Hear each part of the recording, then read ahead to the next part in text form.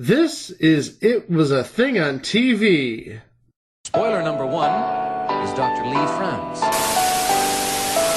It stinks. What is going on? What is going on? Episode 63, submission number 957, The Moneymaze. The Moneymaze aired weekdays on ABC Daytime from December 23rd, 1974 to June 27th, 1975 for a total of 135 episodes. At least one source online says that The Moneymaze ran until July 4th of 1975, with the final week of episodes after June 27th of 1975 being a week of reruns. Oh yeah. That's it! Come on! You've got 17! Come on! 16! 11! You did it! You did it! Get him out! 10 seconds! 7! 6! 5! He did it!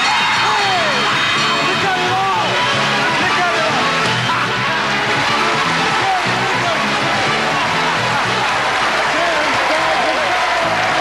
And today, another couple will win the chance to run the $10,000 dash on the Moneymaze. Will it be this couple? Or will it be this couple?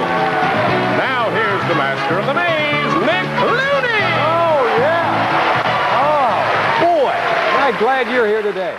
So 1975 in game shows. Yeah. Everything was big. Yep. You had big cards on Gambit. You had big dice on the Big Showdown, future installment Big Showdown. You had big dice and big numbers on High Rollers. You had a big pinball machine on the Magnificent Marble Machine, also a future entry. And now you have a big, basically a rat maze. Yeah. A big rat maze. People are human lab rats in this big maze. Well, not necessarily lab rats, but running around like lab rats in a maze. Yep. On one of the last, if not the last shows to originate from New York City. No, there's more that originated from New York City after 1975. Yeah, I know. Like I mean, it would be a while though. Yeah, like we talked about past entry, Past the Buck, which taped at the Ed Sullivan Theater. And then even if you get into To Tell the Truth from 1980, that recorded at 30 Rock. Oh yeah, that did. And even To Tell the Truth back in the 70s with Joe Garagiola and Gary Moore, that was New York. And that might have been at 30 Rock if I remember correctly. Yeah, I bet. Wasn't Biff Henderson like a stage producer in that version? I do think you're right about that, yes. By the way, not the only Letterman alum we'll talk about in this episode. Oh, not at all. No. But yeah, the Moneymaze was just top lines with top-notch talent. You had a reporter from Cincinnati, fresh off of a talk show, if I'm not mistaken. Guy by the name of Nick Clooney. Who'd that guy be? I think he did the talk show and Moneymaze at the same time. He just did. Because actually, while doing research, because we occasionally do research on this show, the Moneymaze and his talk show in Cincinnati aired consecutively. Yep. Whoa. In fact, WKRC, which was an ABC affiliate at the time, aired the Nick Clooney show at 10:30, and then aired Moneymaze at 11 after the Nick Clooney show. Whereas the rest of the country got Moneymaze at 10:30. Now, what channel was that? What station? WKRC. It's a CBS affiliate now, but back in the day it was an ABC affiliate. Oh, okay. It used to be owned by Taft. William Howard Taft? Oh, no. No. Oh, okay. Now, seriously, I think you need to give that station some justice. WKRC in Cincinnati. Wah, wah. Bravo. I'm surprised you two didn't think of it first. Oh, I was, but you said it first. Well, Oh yeah. It's like we were all thinking it. You said it. well, early bird gets the worm there, bucko.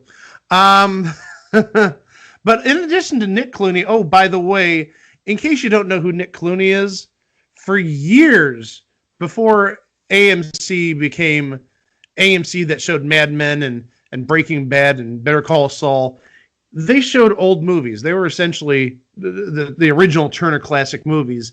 And he was one of those hosts who would give a little snippet and background about the movie coming up. And he did that for years. He did that in the 80s and the 90s. And I'm sure he probably was there even up until the early 2000s. Mm-hmm. Back when it was American Movie Classics and not AMC, you know, the AMC, we air Killing Eve when BBC America doesn't. Oh, and I totally forgot about Walking Dead.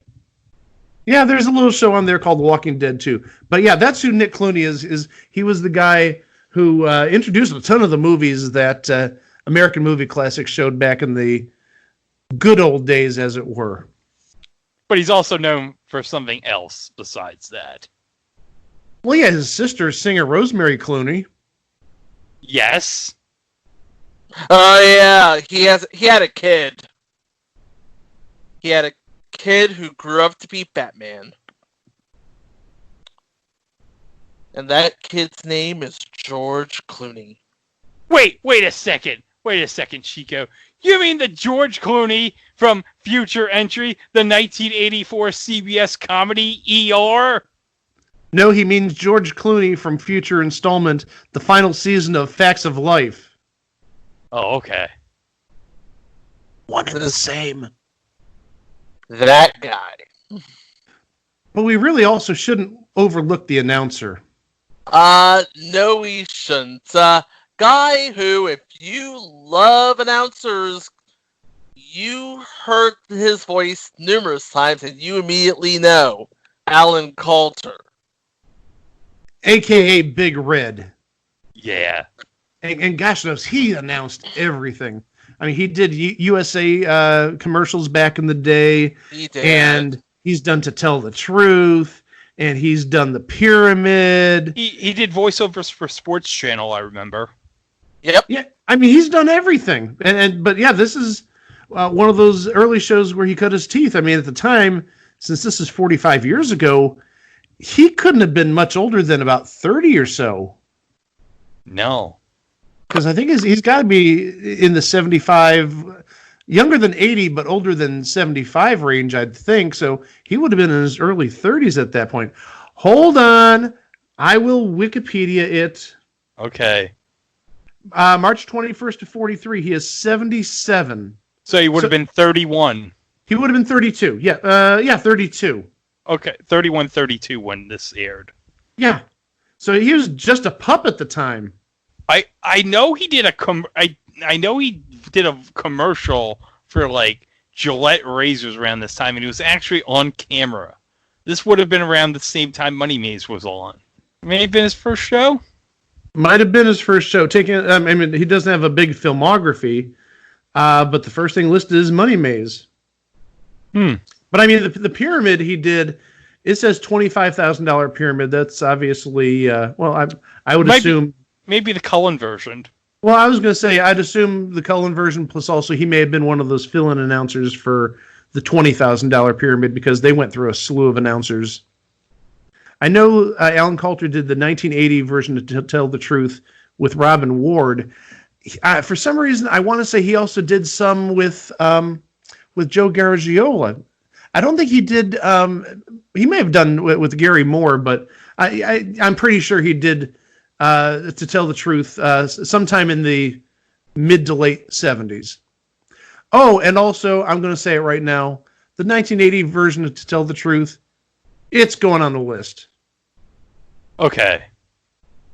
Yeah, because we've seen like a couple episodes of 1980 To Tell the Truth here and there over the years, and it's something.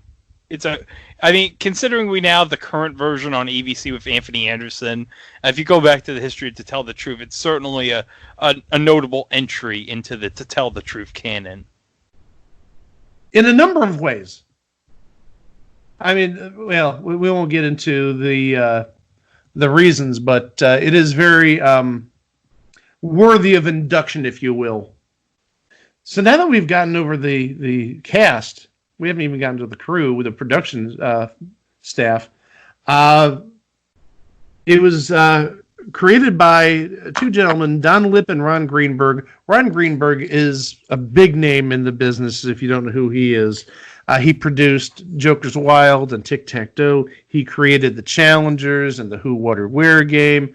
And he's a good person. I know Chico, I believe, has met him on one or two occasions. He's good people. I have met him, and actually, one show he also did, Future Installments, Let's Make a Deal from 1990. And he did the Pop and Rocker game. We should add that, too.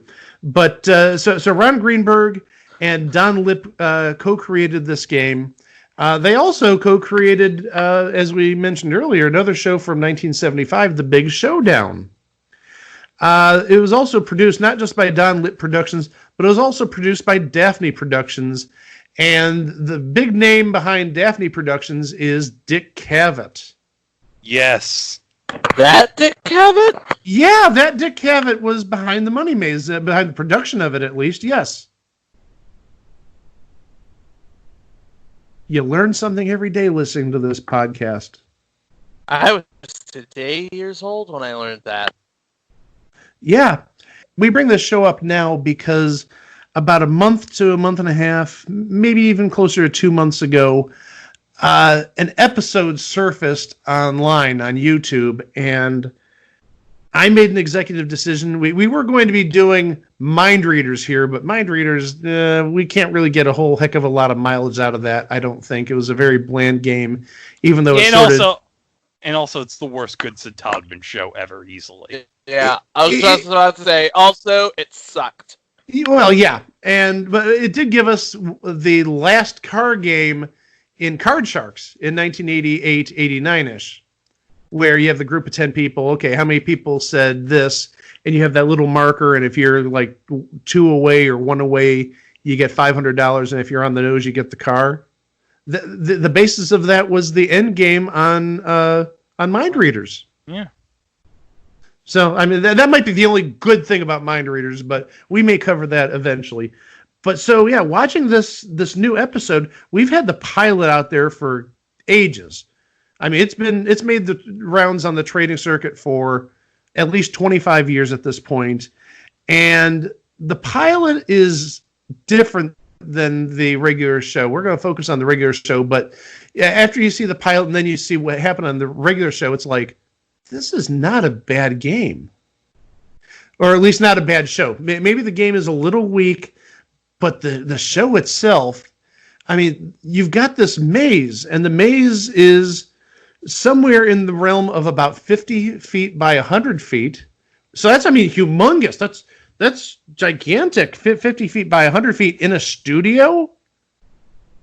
And what the object was well, it starts with a question round with 2 couples, and they're given a category, and then there's 2 answers on the board, and one couple gets to choose which question the other couple will answer. And generally, you'd expect them to pick the harder, or at least the perceived harder of the 2 questions for the other couple. And then after that question is answered right or wrong, then, if it's right, we reverse the process. The couple that just answered picks the next question to be given from the one that was left over previously, and then a new one. And then you repeat that process until the questions are exhausted. I believe there were 8 questions in a round. So after 8 questions, if one team was still playing, they went to the maze and they received 1 point per correct answer. Both teams received 1 point per correct answer. If both teams had bombed out, I would assume the team with the higher score went to the maze. And if both teams were tied, they had one jump-in question from that category to determine who goes into the maze. And the maze is where it gets fun. So originally, there was just a prize put in the maze, and you had 15 seconds to go get it.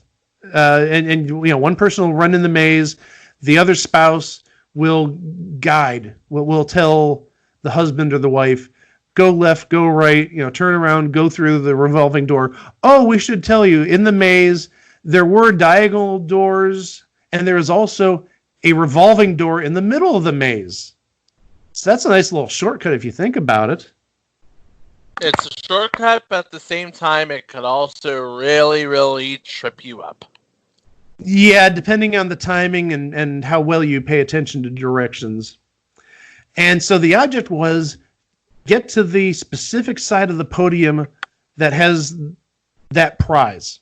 And so the podium would be marked off with a little design on top of the podium they need to get to. And then also the four sides of the top of the podium, one of them would light up because there are 4 different buzzers on the podium, and it would just be too easy for you to hit one of them. So you had to hit a specific one. If you saw the top of the podium was lit, the back side, you'd have to hit the back button on the podium. If it was on the right side, you'd have to hit the right button on the podium, and so on and so forth. And there were, I think it was about 10 podiums within the Money Maze. They did alter the maze slightly between episodes. I mean, if you think about it, it takes some time to completely change up the maze. But they did, from what I've read, change up the maze. They did have different configurations for each tape date. So you'd have the same general configuration, but you'd have slight alterations every episode. So I mean, that's good that they changed it a little bit just so the champs can't just go through the maze and pick up all the stuff, and because they remember what the general configuration was for the first 2 episodes with maybe a minor tweak or 2 here or there. Later in the show's run, there was a second little bonus wrinkle added, and this is actually on the episode that is on YouTube, where you can go for the main prize in 15 seconds, or if you want an additional 10 seconds, you can go for that prize and $500. So you get 25 seconds to get those 2 towers. On the episode that was recently posted, there were also little, I don't want to call them bribes, but the incentives they gave you were points. So, okay, if you want to go for 25 seconds to go for the refrigerator and the $500, we'll also give you 3 bonus points if you get to both towers. And at least on, I don't want to spoil it, but at least on the episode on YouTube, every round was, let's go for the bonus points. And I know there was one round with 3. There might have been a round where they offered 6 bonus points or 9 bonus points to try and make the game a little tight if you had, one team go to the maze for the first 2 rounds and then the other team go to the maze for the 3rd round. It all sort of didn't matter because in the end, there's always the catch-up round. There's got to be, I'm not going to call it a golden snitch per se, but, you're down 32 to 4 points. Here's the catch-up round. You can still win the game. Don't lose hope. AKA, you're screwed unless you get really lucky. So what the final round was, no maze involved. It was just questions. The same format we saw earlier where you're given 2 answers. The opponents pick which one you're going to play. And for each one you get right, there's a progressive system. You get 1 additional point compared to the value of the last question. So first question's worth 1 point, second question's worth 2, third is worth 3, et cetera, et cetera, et cetera. And you can go until you miss. And obviously, if you don't have at least as many points as your opponents, you lose, they win the game. But if you surpass their total, they get 1 chance doing the same thing where they can surpass you and win the game. I'm not going to spoil how the game ends. You've got to see it yourself. But then the $10,000 dash. Oh, get your popcorn ready. The presentation of this, I think, was absolutely just amazing. So the $10,000 is hidden in the maze on 5 of the podiums. 4 of the podiums contain the zeros. And then 1 podium contains, as Nick Clooney would say, the all-important 1. Because here's the catch. If you don't get that 1, you're winning nothing. It's basically, you win what you push. You push all zeros, guess what you're going home with? 0. Well, not even necessarily. We'll get to that in a little bit. But there were some instances, and this may have been the same couple. I've heard conflicting reports about this. But there was one couple that went in the maze, and they got a 0. And then they got another 0.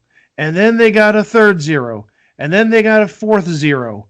And then the husband went out of the maze. And you have to hit a button that was affectionately called the birthday cake, because it did sort of look like a small towered birthday cake, kind of, sort of. It kind of looks like an upside-down chandelier sort of deal. Yeah, that works. It's an apt comparison. So they hit all. So the husband hit all 4 zeros, came out of the maze, hit the button. Sorry, you didn't hit the 1. You won absolutely nothing. Nothing! Absolutely nothing! And then I this may have been the same couple. Again, I've heard differing stories about this. So the runner went in and got a 1 and a 0 and ran back out and won $10. Stupid! You're so stupid! But then, and again, this is another one that is corroborated by a couple of sources.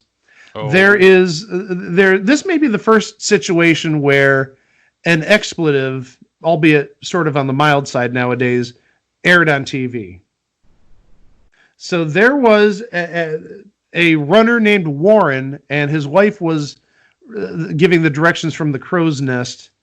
And Warren was really bad at following directions. And the thing is, if you watch the pilot, you can see, Bernie, go to the right, no, go to your other right. It's like, but the thing is, you got to remember. You're almost expecting somebody to say, military right! Well, the thing is, yeah, exactly that. Your right, as you view it, may not be your partner's right when he's in the maze. Because, his right may take him to the back, or may take him to the front, or may take him to the left, depending on which direction he's facing. So, yeah, poor Warren, he had some issues. He was actually the person that hit 4 zeros and got nothing. But then, apparently on another show, he may have been the one that got the $10. But also, again, you had to hit that birthday cake button to win the money. So it's all fine and well that you hit the 1 and the 4 zeros. But if you don't hit that birthday cake, you get nothing. Also, one other thing we should mention, and apparently this happened only on the first episode. Only on the first episode, interestingly enough. So, what happens if the 2 couples tie? Well, the 2 couples did tie, at least in the first episode. And again, from what I see, this is the only time 2 couples tied, as far as people know. Both couples get to run the $10,000 dash. What? I'm sorry, what? Hey, it's not my money. But yeah, both couples get to run the $10,000 dash. And on that first episode, believe it or not, both couples won the $10,000. Oh, wow. Yeah, that's going to leave a mark. Compared with some of the other shows that ABC was airing at the time, I don't think it was much of a financial sting. Because remember, they had $10,000 pyramid. And it wouldn't be changed to $20,000 pyramid for pretty much another year to year and a half until I think mid 76. And then you had Split Second. Split Second would have been in its waning days then. They didn't give a whole heck of a lot of money away. Big Showdown gave away $10,000 if you could roll Showdown on the first roll, and supposedly that only happened once. But still, rolling Showdown was worth $5,000. And then Password. This was the era that Future Installment Password back in 75 and also Password All-Stars. They had that convoluted bonus game where you could win like $4,000 or $5,000, and they played it like 2 or 3 times per day, it seemed. So a little $10,000 hit, it's just a flesh wound. Invoking one of my favorite movies of all time. It's just a flesh wound. It's just a flesh wound, absolutely. I'm okay. And I believe Chico mentioned earlier it aired at the 4 o'clock hour over most of the country, but Chico did mention Cincinnati aired it at 11 after the Nick Clooney show. Interestingly enough, doing research here in Cleveland where I live, it aired at 11 o'clock too. It was on against, I believe, High Rollers. Did you know that there was a Moneymaze pilot done in 2009? I did not know that. No, who hosted this?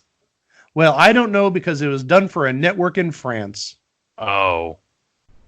But still, I mean, it had a 6-month run here, and lo and behold, 35 years later almost, there was a French pilot for it. Well, it just seems like something that grown people run around in mouse maze. I don't know. It just seems like something that French people would watch.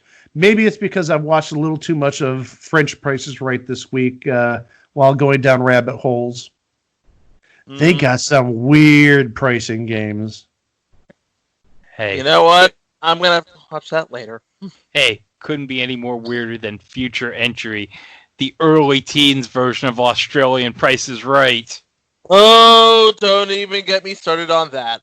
Actually, the set was very similar to the Australian version of Price is Right from that time. So was the logo.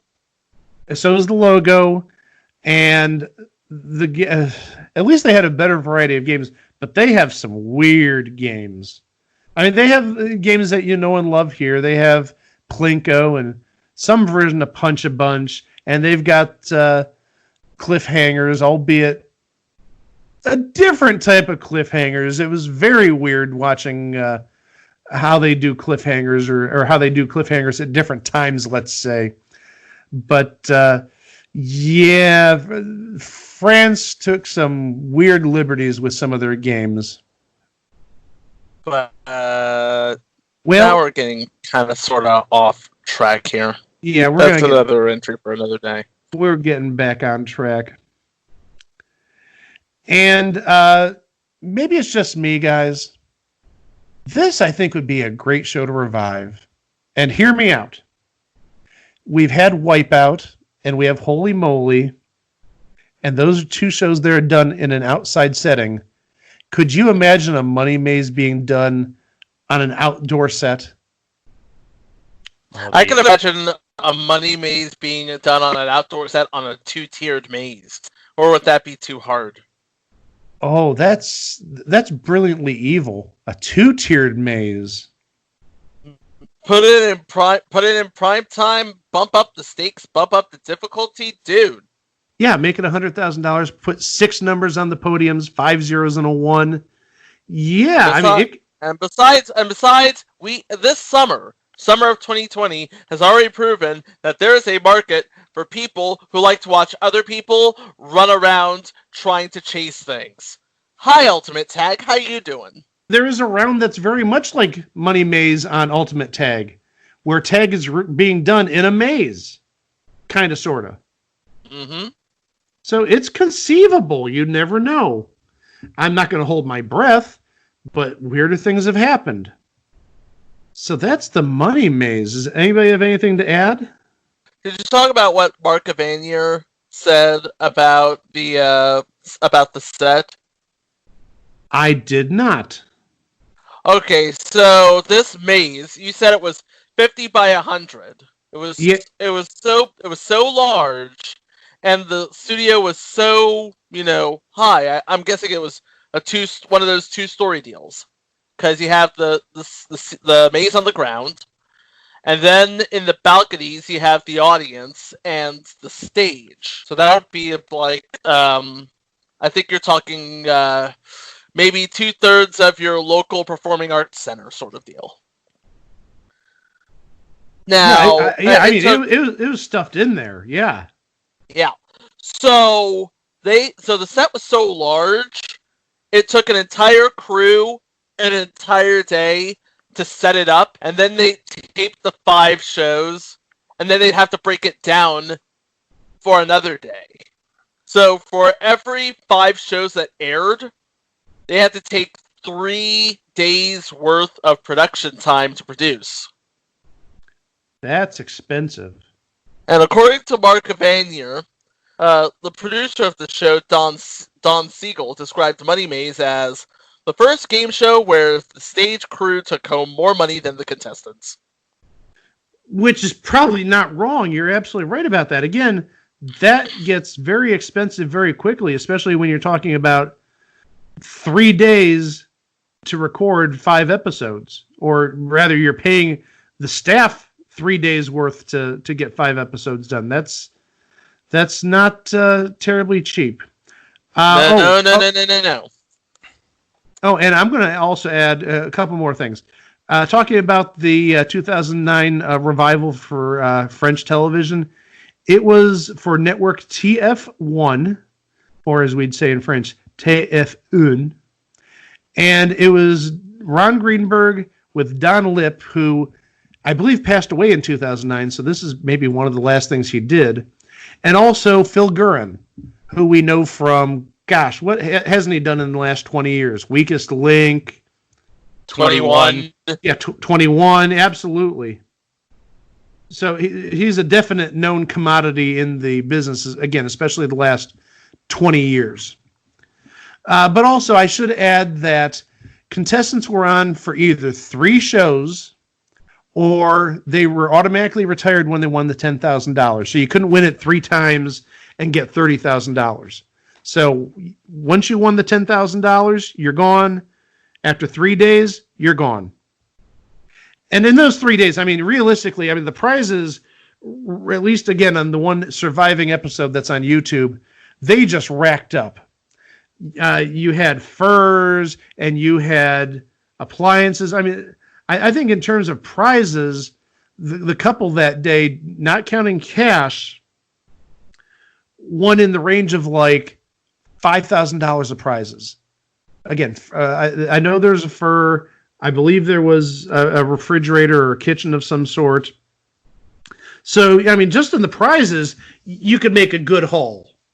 In addition to the episode that we mentioned popped up on YouTube within the last month or two, there's one other episode known to exist, and it's available at the Paley Center for Media. It is an episode that was recorded by, of all people, Andy Warhol. Wow. Yeah, I mean, given Andy Warhol was, an artist, somebody who, thought outside the box, a pop culture icon, I'm not surprised that, he'd record this pop culture type of stuff, even though tapes would have been absolutely expensive in the day. But yeah, you can go to the Paley Center, at least in New York. I don't think the Beverly Hills one exists anymore. And you can see the Moneymaze from the Andy Warhol collection. Do you want me to take a ride on the subway once this whole coronavirus thing is over and say, go to the Paley Center and say, hey, I want to watch the Moneymaze? Well, it isn't done like that. I've actually been to the Paley Center in Los Angeles, or Beverly Hills, I should say. And it's actually all computerized. You actually search a database. You type in what words you want to, of the show you want to see, and they give you the results. And then you click on, or at least, again, this is 15 years ago since I did this, but this is the process. You pick the episode from that database from picking on a computer screen, and then it loads up. Oh. Now, obviously, it might be a little more different nowadays with on-demand video and stuff like that with the technology changing. But yeah, it isn't like you go to the library and say, "Oh, can I, borrow the copy of Moneymaze, and can I have the copy of this show and that show?" No, it's all automated, and at least when I went, you got 2 hours to watch as many shows as you wanted, and so it was 4 half-hour shows, and I got to see stuff that doesn't necessarily exist, or at least much doesn't exist anymore. Oh, and Greg? Yeah. One thing we've got to mention, who was the cue card person or a cue card person on the Moneymaze? Oh, that would be Nick's son, George. Yeah, young George that we talked about earlier.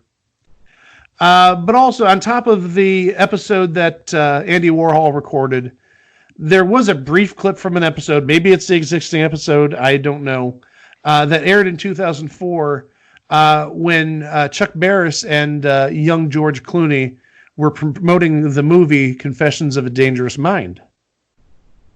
Oh. Not that Chuck Barris had anything to do with the show, but... Well, maybe because of a game show connection. Yeah, because dad was... Yeah, because Chuck was in the ABC family with Dating Game and Newlywed Game. Yeah, but remember, Newlywed Game got canceled, and what was replaced by it? The Moneymaze. Moneymaze. Yeah, because the final show was right around Christmas of '74, and Moneymaze and Big Showdown premiered the following Monday. So a little bit of weirdness there, but yeah, I totally get. Chuck Barris and his star for the movie was George Clooney, and there's the game show connection and all that, but just kind of weird that the show that replaced one of his biggest shows, if not his biggest, happened to be this show that George Clooney's dad was on.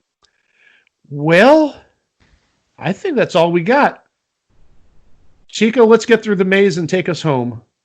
Okay. Well, 1975, banner year for game shows. Banner year for larger-than-life game shows. Banner year for game shows that had a hook, most of which would not see the end of 1975. Nobody would think that in 1975 you could see grown people run around a maze looking for zeros and ones to try and cash a $10,000 check. But, thanks to ABC and Nick Clooney, it was definitely a thing on TV. Absolutely, and as we said earlier, we are definitely going to cover more shows from that era. 1975 was a banner year for a number of reasons. All the weird game shows. I was born. End of story. That's the list. That's the list. Well, Exactly. If you want to see more of the list, you can head on over to our website. It was athingontv.com. There you'll find all of our socials, all of our past episodes, more about the show, more about us, and of course, links to our Facebook, Instagram, Tumblr, and Jack Dorsey's Cowardly Hate Box. Oh, Yeah, especially in the last week. Yeah, Jack Dorsey's Cowardly Hate Box definitely deserves that title. Yeah, and we don't promote violence on our Twitter. We're very nice people. We are. I've met Mike's dad. I've met Mike's dad. I can attest to this. Yes, what does my dad have anything to do with this? He's gonna tell me that you're a good little, very big boy. Oh, I thought you were just insinuating something about Twitter or violence or something like that. Oh, far okay. from it. Okay. Well, Yeah, well, of course, if you met my dad, he would talk about his dream about having the moat around the outfield of Citi Field. jeez. But did you eventually do it?